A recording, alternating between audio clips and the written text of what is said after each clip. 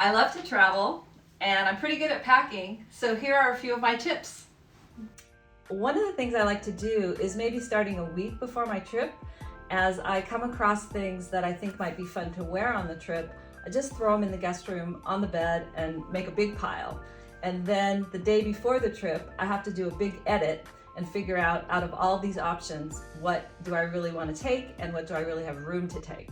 I think it's fun to think about where you're going to go and maybe think of something that you might want to be wearing at that place. I'm not above themey dressing, and I think it makes for really fun photos and therefore fun memories when you're wearing something that's kind of interesting and memorable.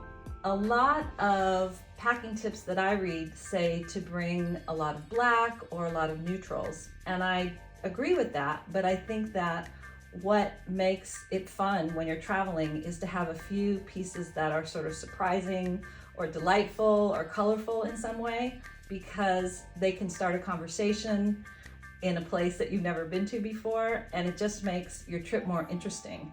And I think it makes you feel good when you're wearing color or print. If you need to bring a long dress or something that is a larger item, I think it's best to put that on the bottom of the suitcase.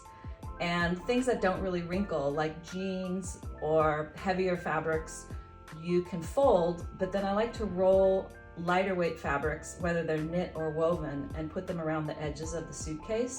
One of my favorite things to bring, especially on a summer trip, is a caftan or two, because I think they're so versatile in how you can wear them. You can wear them in the daytime just with a flat sandal. You can dress them up with jewelry and a heel in the evening, or you can even wear them as a swimwear cover-up if you're going to the beach. So I think that a caftan is a great thing to bring on a trip, and they can also roll up really small. So those are some of my packing tips.